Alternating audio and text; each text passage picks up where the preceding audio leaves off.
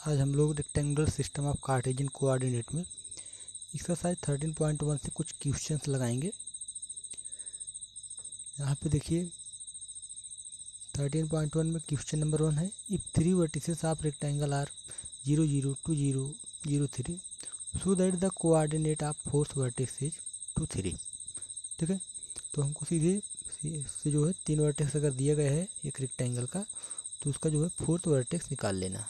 ठीक है,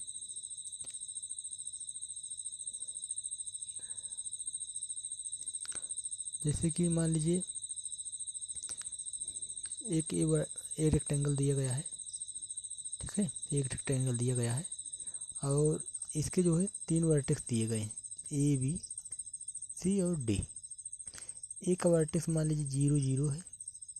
ठीक है, बी है 2 0 और सी है 0 3।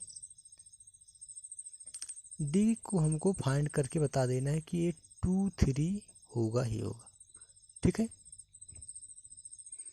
तो ध्यान दीजिए, तो इसको लगाने के आपके 2 तरीके हैं। या तो आप ए डी बराबर बी सी और सी डी बराबर ए बी दिखा दें और ए सी बराबर बी डी दिखा दें रेक्टेंगल की, तो इसलिए फोर्थ कोऑर्डिनेट हो जाएगा। या फिर इसको आप डी फोर्थ कोऑर्डिनेट को एक्स वाई माने और एक्स वाई की वैल्यू निकालें, इसको एक रेक्टेंगल मानते हुए। ठीक है, तो हम यहाँ क्या कर लेते हैं, इसको जो है एक्स वाई मान के इसका जो है कोऑर्डिनेट निकालेंगे और इसको बताएंगे, अतः इसके जो फोर्थ कोऑर्डिनेट है 2 3 है। ठीक है, तो आइए स्टार्ट करते हैं। इसमें हम यहाँ पे देखिए, लेट रेक्टेंगल इज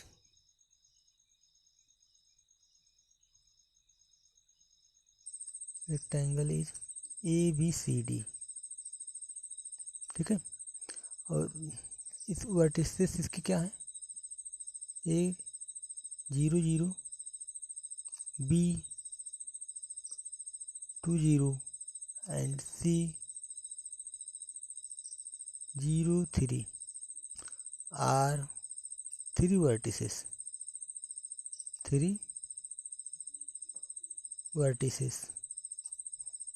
डी जिसका वर्टेक्स हम मान ले रहे हैं एक्स वाई है, इज फोर्थ वर्टेक्स।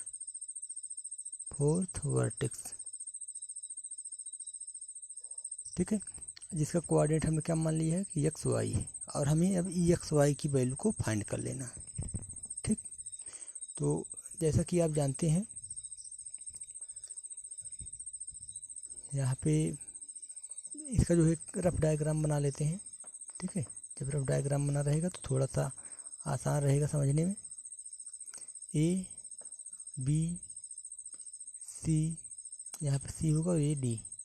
ठीक है, 0 0 बी 2 0 सी 0 3 डी जो है एक्स वाई। ठीक है, एक्स वाई हमने मान लिया।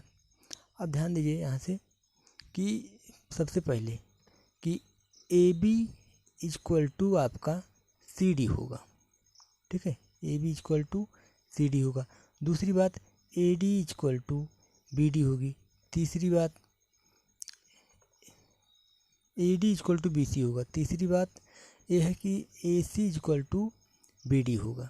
ठीक है, तो अभी हम यहाँ पे स्टार्ट कर देते हैं कि सबसे पहले ए डी। ठीक है, ए डी इक्वल टू क्या होगा, बी सी। ठीक, अब क्यों कि रेक्टेंगल के अपोजिट साइड क्या होते हैं, इक्वल होते हैं। तो जब ये आपस में इक्वल है तो इसका मतलब क्या होगा, दिस इम्प्लाइज दैट इसका स्क्वायर से भी क्या होगा, इक्वल होगा। A D square equal to B C square. Okay, अब ध्यान दीजिए, इस तरह से अगर हम लगाते हैं तो थोड़ा सा ये बड़ा हो जा रहा है।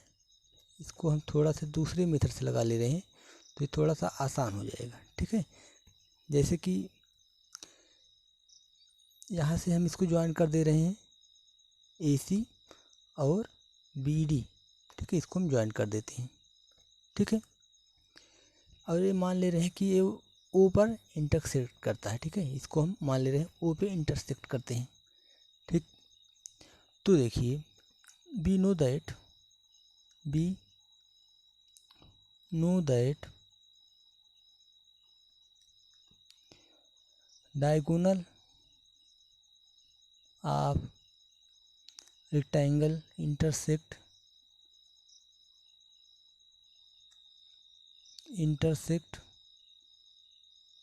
या फिर बाइसेक्ट ईच अदर, ठीक है, bisect each other,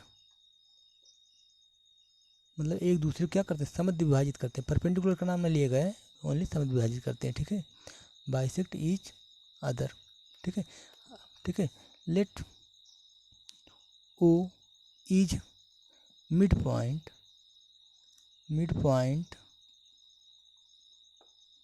of diagonals, इनके डायगोनल्स के हमने क्या मान लिया, मिड पॉइंट्स है, ठीक है, मान लिया मिड पॉइंट्स है, ठीक।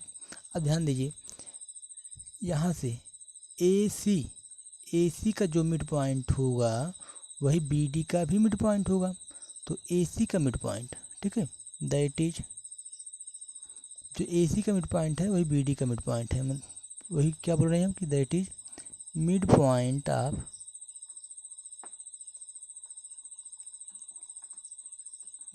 Of P D equal to mid point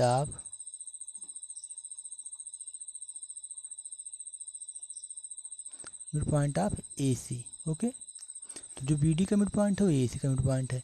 तो बी डी का मिड पॉइंट क्या होगा, ठीक है, जैसे आपको पता है कोई लाइन है, इसके कोऑर्डिनेट्स अगर x1 y1 और x2 y2 हो तो इसका जो मिड पॉइंट होता है इसका कोऑर्डिनेट क्या दिया जाता है, x1 प्लस x2/2 और y1 प्लस y2/2, यही तो दिया जाता है। तो यहाँ पे mid point of B D का मिड पॉइंट, या यहाँ पे x है, यहाँ पे 2 है, क्या हो जाएगा, x plus 2/2, x coordinate, y वाला कितना हो जाएगा, y प्लस 0/2, y प्लस 0/2, ये हो गया mid point of B D के लिए कोऑर्डिनेट, जो कि इक्वल होगा, ठीक है, या इक्विवेलेंट क्या होगा, mid point of A C का मिड पॉइंट, मतलब यहाँ पे 0 और कितना 0 प्लस 0/2, 0 प्लस 0/2, और y कोऑर्डिनेट 0 प्लस 3/2, 0 प्लस 3/2। अब चूंकि ये दोनों क्या हैं, पॉइंट्स ऑफ कोऑर्डिनेट है, सिंगल पॉइंट्स, एक ही पॉइंट के कोऑर्डिनेट है, इसका मतलब ये जिसका जो अलग अलग डिजिट है या अलग अलग आर्डर पेयर में जो है, इसका फर्स्ट वाला एक्स कोऑर्डिनेट एक्स की इसके बराबर होगा, वाई कोऑर्डिनेट इसके बराबर होगा।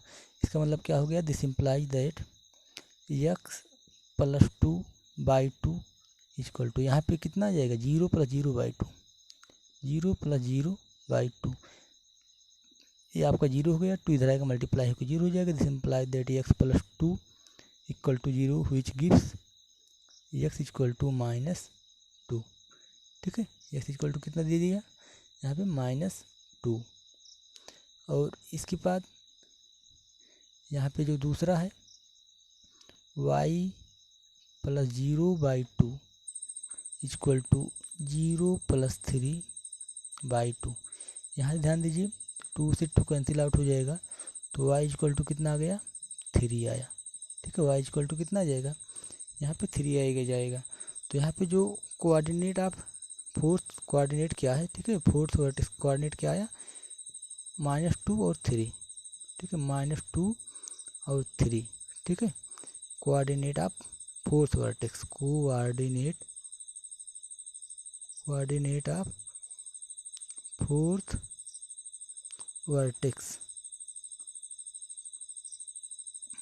Fourth vertex is -2 3।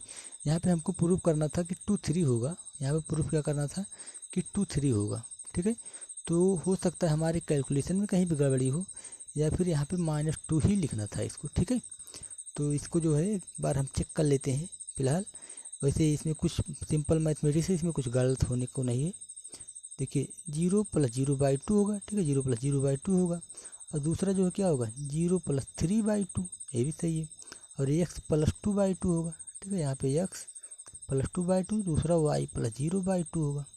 तो कुल मिला के हम लोग जो लगाए हैं वो सही है, ठीक है। अगर कहीं पर गलत होता है तो उसको आप हमें कमेंट करके बताइए, और वैसे सही है, ठीक है।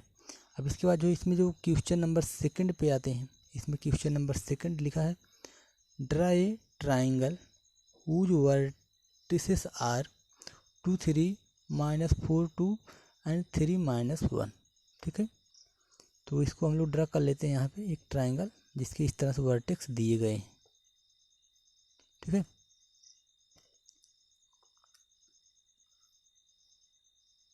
तो इसके लिए हमारे पास ग्राफ होना चाहिए, तो ग्राफ को हम बैकग्राउंड में इसका ग्राफ बना लेते हैं इस तरह से।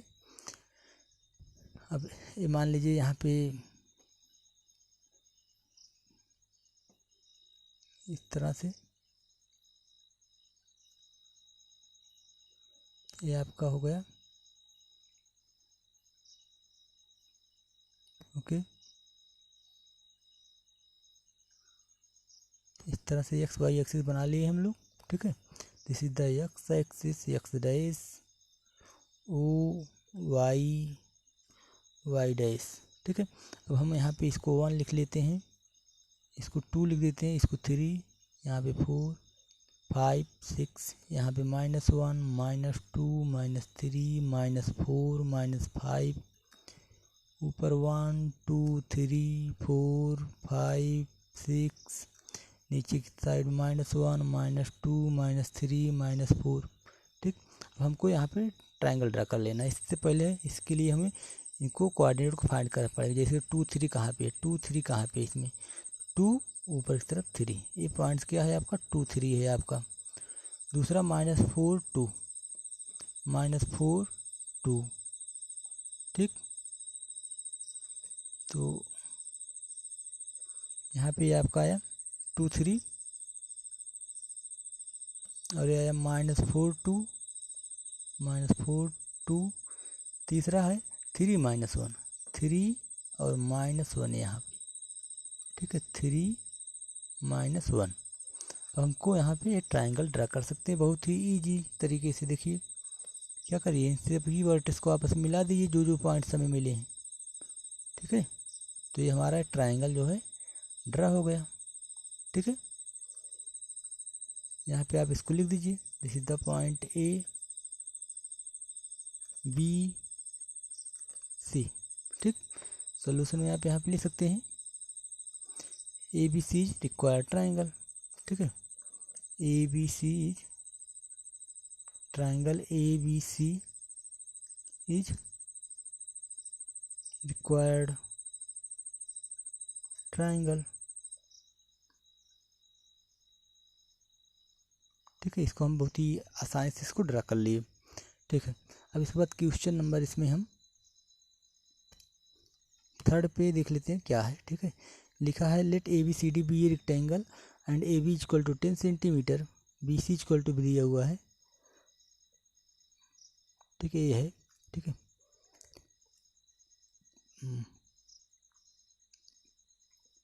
Late A B C D be a rectangle, A B 10 centimetre, B C 8 centimetre, then by taking A B and A D as x axis and y axis respectively prove that A equal to 0 0, B equal to 10 0, C equal to 10 8 and D equal to 0 8, ठीक है। तो इसके लिए भी हमें क्या करना पड़ेगा, एक ग्राफ ड्रा कर लेते हैं और उसको हम तुरंत ही इसको प्रूव कर लेते हैं, ठीक है। तो यहाँ पे ध्यान दीजिए क्या दिया गया है, A B equal to 10 centimetre. तो ए बी को किसको एक्स, ए बी और ए डी को एक्स और वाई एक्सिस माना है, ठीक है। तो यहाँ पे हम सबसे पहले यही काम करते हैं कि ड्रा कर लेते हैं, ठीक है। यहाँ से आप देखिए इसको ड्रा कर सकते हैं हम,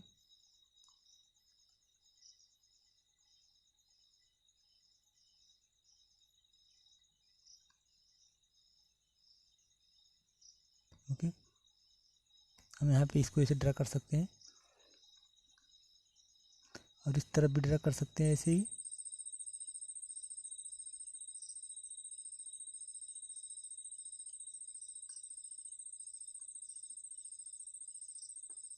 ओके। अब ध्यान दीजिए, इसको हम मान लेते हैं ए पॉइंट है आपका ए। ये कौन सा पॉइंट है? ये पॉइंट है ए। ओके, इसको मैंने मान लिया ये पॉइंट है ए आपका, ठीक है। अब इसके बाद क्या बोला इसने कि आप इसको मान लीजिए A B equal to 10 centimetre. A B, यहाँ पे बी आएगा, ठीक है। तो इसको 10 सेंटीमीटर, हम इसमें एक एक खाने को मान लेते हैं 1 सेंटीमीटर। 1 2 3 4 5 6 7 8 9 10। तो यहाँ पे जो पॉइंट आएगा वो बी आएगा, हम मान लेते हैं। तो ए बी इक्वल टू हमारा 10 सेंटीमीटर हो गया। B C equal to 8 centimetre. B C यहाँ से ऊपर की तरफ 8 सेंटीमीटर, ठीक है।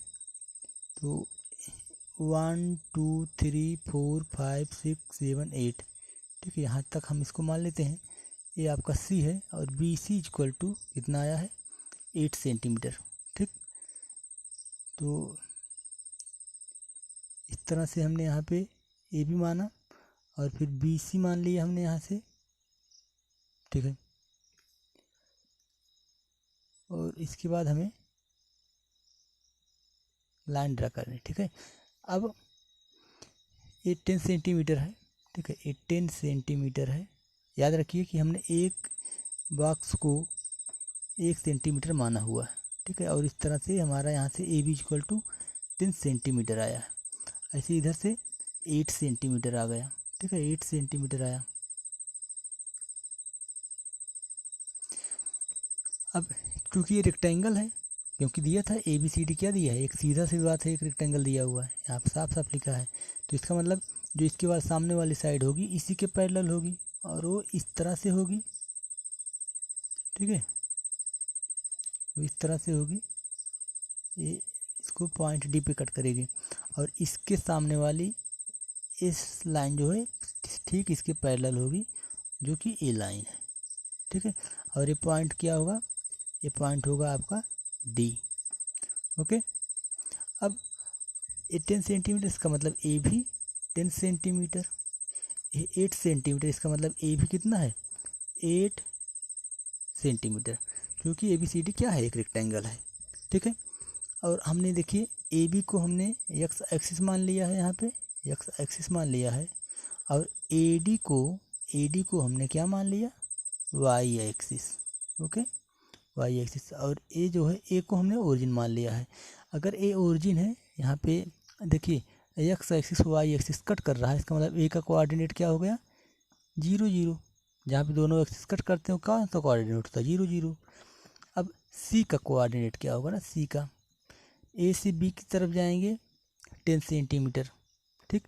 फिर बी से सी की तरफ वाई एक्सिस के पैरेलल कितना यूनिट? 8 यूनिट। इसका मतलब सी जो है एक्स एक्सिस पे कितना है? यहाँ पे 10 है, तो 10।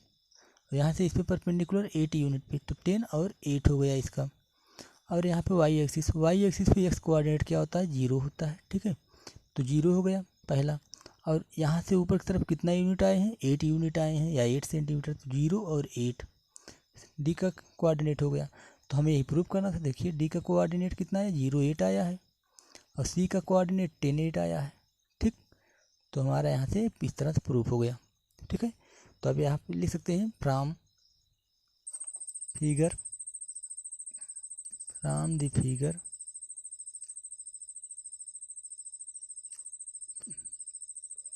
it is clear that coordinate of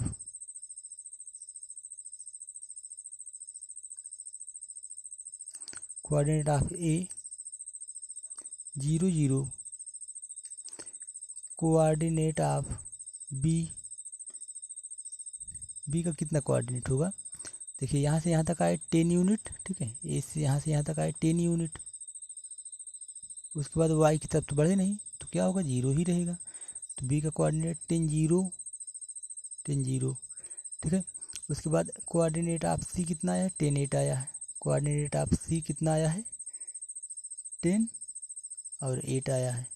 उसके बाद में कोऑर्डिनेट ऑफ डी 0 8, ठीक है, 0 8, ठीक। तो यही प्रूव करना था। देखिए ए का 0 0, ठीक है, बी का 10 0, बी का देखिए 10 0 आया है, सी का 10 8 आया है, ठीक है, जो कि ये लिखा गया है। डी का 0.8 आया है तो डी का 0.8 आ गया। ठीक है, इस तरह से हमारा ये प्रूफ हो गया। इसके बाद इसमें और भी क्वेश्चन हैं। देखिए इसमें क्वेश्चन नंबर 4 है द बेस। तो इसको मिला के इसको आप लगाइए, जो नहीं आएगा उसको आप पूछिएगा। अब बाकी जो है हम इसके सवाल जो है नेक्स्ट वीडियो में बताएंगे।